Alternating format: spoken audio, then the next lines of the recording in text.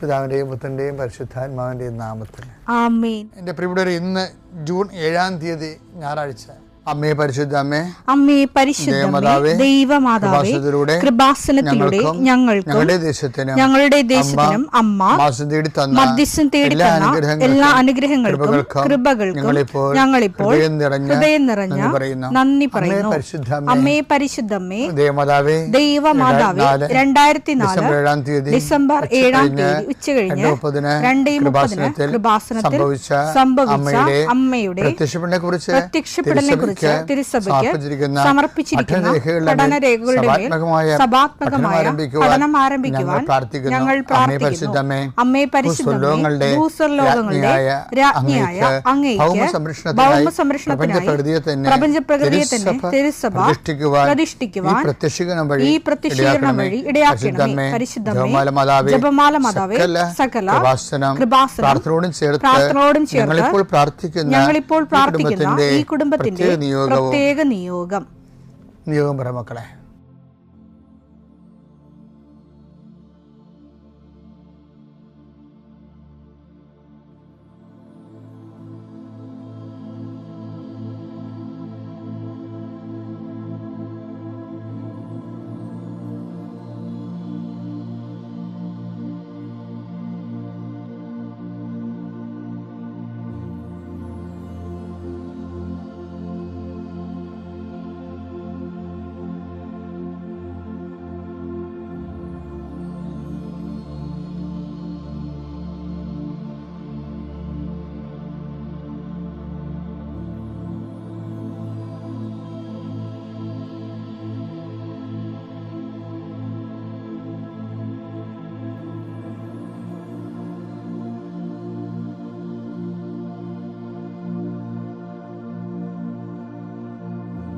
അമ്മയുടെ പ്രത്യക്ഷീകരണത്തിന്റെ ഈ അനുഗ്രഹവേളയിൽ ഞങ്ങൾക്ക് സാധിച്ചു തരുവാൻ കനിയണമേ.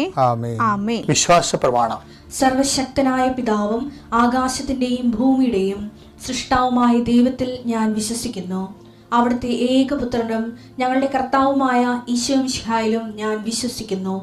ഈ പുത്രൻ പരിശുദ്ധാത്മാവിനാൽ ഗർഭസ്ഥനായി കന്യകാമറിയത്തിൽ നിന്ന് പിറന്ന് പൊന്തിയോസ് പീലാത്തോസിന്റെ കാലത്ത് പീഡകൾ സഹിച്ച് കുരിശിൽ തറയ്ക്കപ്പെട്ട് മരിച്ച് അടക്കപ്പെട്ട് പാതാളങ്ങളിൽ ഇറങ്ങി മരിച്ചവരുടെ ഇടയിൽ നിന്ന് 3-ാം നാൾ ഉയർത്ത് സ്വർഗത്തിലേക്ക് എഴുന്നള്ളി സർവശക്തിയുള്ള പിതാവായ ദൈവത്തിന്റെ വലതുഭാഗത്തിരിക്കുന്നു. അവിടെ നിന്ന് ജീവിക്കുന്നവരെയും മരിച്ചവരെയും വിധിക്കുവാൻ വരുമെന്നും ഞാൻ വിശ്വസിക്കുന്നു. പരിശുദ്ധാത്മാവിലും ഞാൻ വിശ്വസിക്കുന്നു. വിശുദ്ധ കത്തോലിക്കാ സഭയിലും പുണ്യവാന്മാരുടെ ഐക്യത്തിലും പാപങ്ങളുടെ മോചനത്തിലും ശരീരത്തിന്റെ ഉയർപ്പിലും നിത്യമായ ജീവിതത്തിലും ഞാൻ വിശ്വസിക്കുന്നു. ആമേൻ. സ്വർഗ്ഗസ്ഥനായ ഞങ്ങളുടെ പിതാവേ, അങ്ങയുടെ നാമം പൂജിതമാകണമേ. അങ്ങയുടെ രാജ്യം വരണമേ. അങ്ങയുടെ തിരുമനസ് സ്വർഗത്തിലെ പോലെ ഭൂമിയിലും ആകണമേ. അന്നു വേണ്ടുന്ന ആഹാരം ഇന്ന് ഞങ്ങൾക്ക് തരണമേ. ഞങ്ങളോട് തെറ്റ് ചെയ്യുന്നവരോട് ഞങ്ങൾ ക്ഷമിക്കുന്നത് പോലെ ഞങ്ങളുടെ തെറ്റുകൾ ഞങ്ങളോടും ക്ഷമിക്കണമേ. ഞങ്ങളെ പ്രലോഭനത്തിൽ ഉൾപ്പെടുത്തരുതേ, തിന്മയിൽ ഞങ്ങൾ രക്ഷിക്കണമേ. ആമേൻ. നന്മ നിറഞ്ഞ മറിയമേ, സ്വസ്തി. കർത്താവ് അങ്ങയുടെ കൂടെ സ്ത്രീകളിൽ അങ്ങ് അനുഗ്രഹിക്കപ്പെട്ടവളാകുന്നു. അങ്ങയുടെ ഉദരത്തിൻ ഫലമായി ഈശോ അനുഗ്രഹിക്കപ്പെട്ടവനാകുന്നു. പരിശുദ്ധ മറിയമേ, തമ്പുരാന്റെ അമ്മേ, പാപികളായ ഞങ്ങൾക്ക് വേണ്ടി ഇപ്പോഴും ഞങ്ങളുടെ മരണസമയത്തും തമ്പുരാനോട് അപേക്ഷിക്കണമേ. ആമേൻ. കർത്താവേ, നിന്റെ ഉന്നതമായ നാമത്തിന് സ്തോത്രം ചെയ്യുന്നു. കർത്താവേ, നിന്റെ വിശുദ്ധ പൗരോഹിത്യത്തെ മഹത്വപ്പെടുത്തണമേ. കർത്താവേ, പ്രാർത്ഥന എത്ര ലളിതമാണെങ്കിലും എളിയതാണെങ്കിലും ഇതുകൊണ്ട് എന്താണ് ഉദ്ദേശിക്കേണ്ടത്? കർത്താവേ, നീയാണ് ഉദ്ദേശിക്കേണ്ടത്. നാനാവിധ രോഗികളെ കർത്താവേ, നിന്റെ വിശുദ്ധമായ രക്തം തളിക്കണമെന്ന് പ്രാർത്ഥിക്കുന്നു.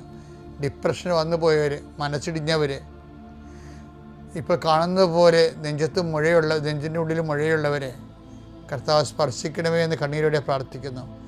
ഉടലിൽ നിന്ന് വെള്ളം വന്നുകൊണ്ടിരിക്കുന്നവരെ കർത്താവ് സുഖപ്പെടുത്തുന്നുണ്ട്. കർത്താവ് അടിവയറ്റിലെ വേദനകളും മുഴുവൻ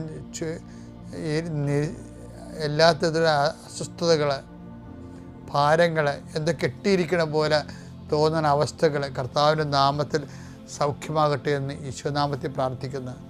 കർത്താവെ, ഇന്ന് ജോലി അന്വേഷിച്ച് പോകുന്നവരെ കർത്താവ് ഓപ്പറേഷന് വേണ്ടി ഒരുങ്ങിക്കൊണ്ടിരിക്കുന്നവരെ, ഓപ്പറേഷൻ 2.5 മണിക്കൂർ ഉണ്ടാകുമെന്ന് കേട്ടപ്പോഴൊരു പ്രയാസം നേടുന്നവരെ, അതിനെക്കുറിച്ച് ഭയങ്ങൾ തോന്നുന്നവരെ, എല്ലാ ഓപ്പറേഷനുകളെയും കർത്താവിൻ്റെ നാമത്തിൽ ഞാൻ ആശീർവദിക്കുന്നു. കർത്താവ് പ്രസവത്തിലെ കുഞ്ഞിന് വെയിറ്റ് കൂടുതലാണ്, സിസേറിയൻ വേണമെന്ന് പറഞ്ഞപ്പോൾ അങ്ങനെ പറഞ്ഞിരിക്കുന്നവർ, അങ്ങനെ ഓരോരോ വിഷയത്തിൽ പ്രസവ സംബന്ധമായ വിഷയങ്ങൾ വിഷമിക്കുന്നവരും വേദനിക്കുകയും വീർമുട്ടുകയും ചെയ്യുന്നവരുടെ എല്ലാ ഭാരങ്ങളും മാറി മാതാവ് പ്രസവത്തിൻ്റെ ഓപ്പറേഷൻ്റെ ടൈമിൽ അല്ലെങ്കിൽ പ്രസവത്തിൻ്റെ സമയം നിൻ്റെ കൂടെ കൈകൾ പിടിച്ചുകൊണ്ട് പരിശുദ്ധ അമ്മയെ നിന്നെ ഏൽപ്പിക്കുന്ന പിതാപുത്രനും പരിശുദ്ധാത്മാവായ സർവേശ്വര എന്നേക്കും ആമേൻ.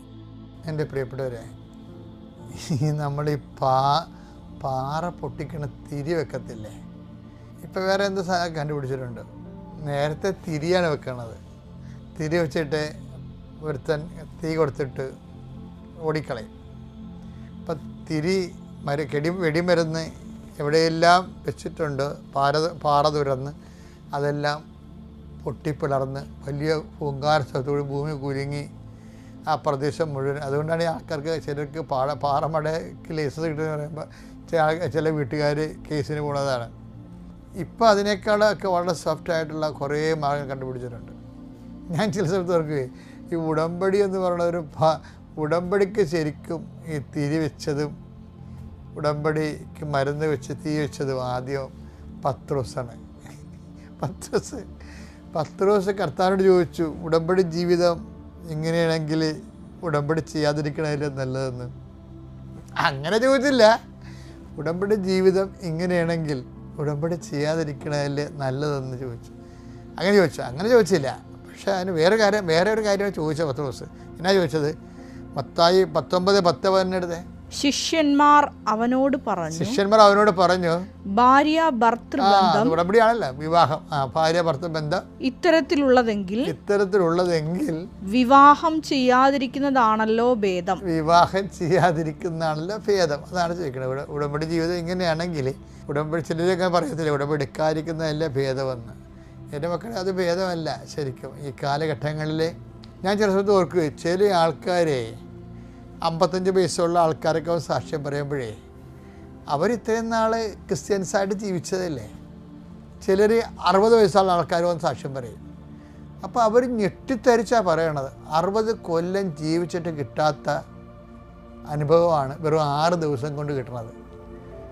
അതാണ് ഉടമ്പടി ഇപ്പോഴും ഇന്ന് നല്ല മഴയാണ് ഇവിടെയൊക്കെ. പക്ഷേ ഉടമ്പടി നിറച്ച ആളാണ് കൃപാസനത്തിൽ സാക്ഷ്യം പറയാനും ഉടമ്പടി പുതുക്കാനും ഇതായിട്ട് ഉടമ്പടി എടുക്കാനും ഒക്കെ ആളാണ്. അപ്പം എന്താ പ്രശ്നം വെച്ച് കഴിഞ്ഞാൽ ജനങ്ങൾക്കിപ്പോൾ ഇതിൻ്റെ ഉടമ്പടി ജീവിതത്തെക്കുറിച്ചൊരു ഐഡിയ, പണ്ട് ഒരു ഐഡിയ ഇല്ലായിരുന്നു.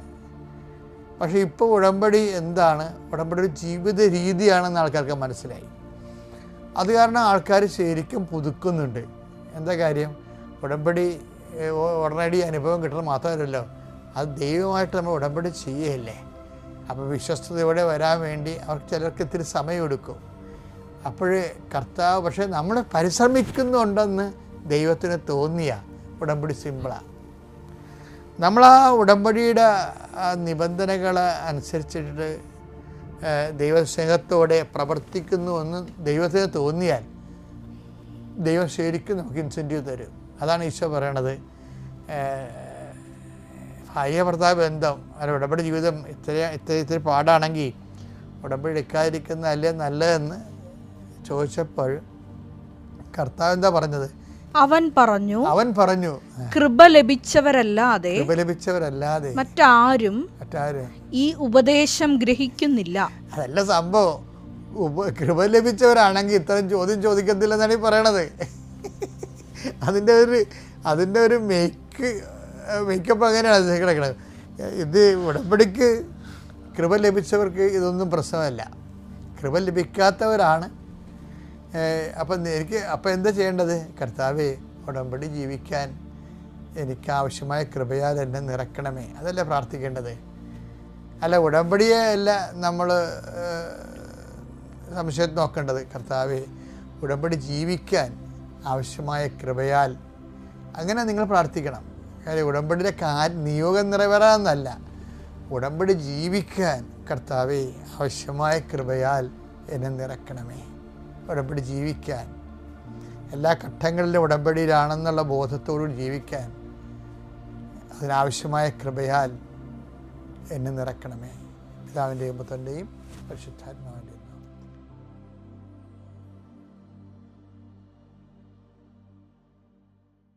അത്യപൂർവ ദൈവാനുഭവങ്ങൾ ഇനി നിങ്ങൾക്കും സ്വന്തം.